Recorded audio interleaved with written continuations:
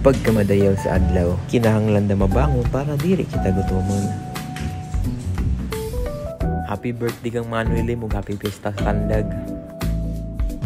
Siyempre, pag mata sa buntag, unahon ang pagdungag. Dapat kirisan para ang tipasi diri mapil pagkaan. Pagkamadayaw sa panahon ug dapat kita mapasalamaton. Sa dugang na adlaw nagihatag kanato doon, kanato madayaw na lawas ug ligon. Unta mapadayon ini sa dugay na panahon. Ang Ginoo ang angay natong dalaygon. Tara magsugod kita sa lutuonon.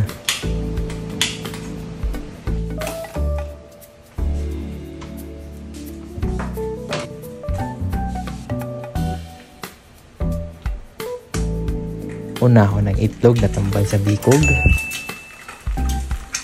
Asin dagod ang isagol para pagkaan mo di ka mag-uol. Kanato dadayon haunon kay wala sila lain lutuon.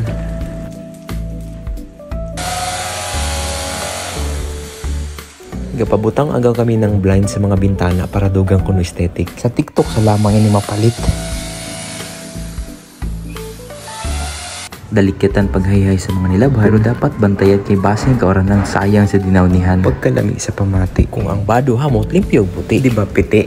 Wa day idugang na lutuonon kay ang sudan sa kagahapon, ligo da kuman pasuon. Naman pag-ari sobra, hipusa para diri kanugon. Beef stick ang kanak gipaso. Nagabiin ako gilot, basta ayaw palabi pagpasok kay basing ka madaslo. Lastar lang ng itlog tambal sa biko. Beef stick pampabtik. Ug kan una diri kayamon. Ang tubig initon, kayang kape kutahon.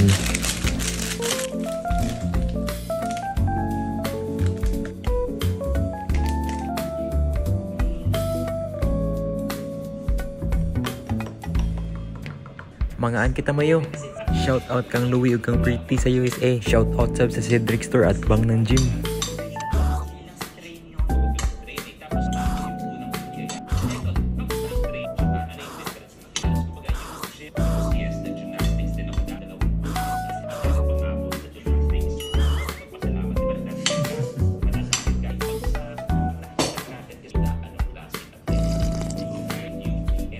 Pag human ka, ang tanawan tang pinintalan.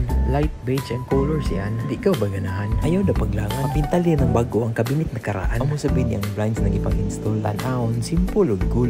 Di ba cool? Ang gagmay sobra 200.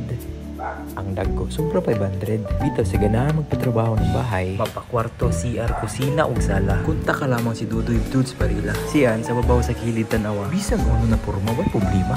Makita sa pulido pagkatira, hanapa lamang yan sa purok sampagita. Pagka alas 5 ka freshen up na ulit na murag si Paulo Abilino.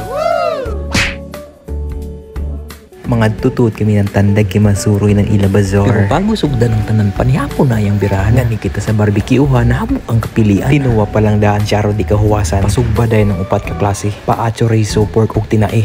Kanato na ay silpihan bago i-demolish ang tanang sudan. Namandag umang panahon tungod sa sugbahonon. Pag human pa ni hapon, amo na ipahilison. Ang amo kinaon. Gibali sa taro Tandagan. Yadi kay klase-klase ila ilim nun. Ay tuod sa food bazaar kami minsud. Dili tanto damo-damuan niya nuroy. Base na ni Ban kay nadagipan kapoy. Siguro kay naday nga tuog kay base niya nga hubog. Basta di lamang magmaoy.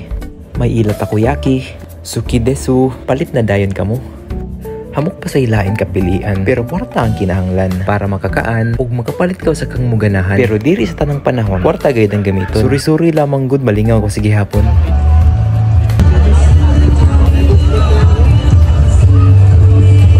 Amoy ni ang entrance ng food bazaar ng Tandag. Mas gana pa lamang sa Mariatag. Pasuhan ta dayon para tara lang nagwapuhon. Paggawas ng bazar, kalaong kuyaong ko Siargao kay may mga bag-o na tindahan, kananan, imnanan og kapihan.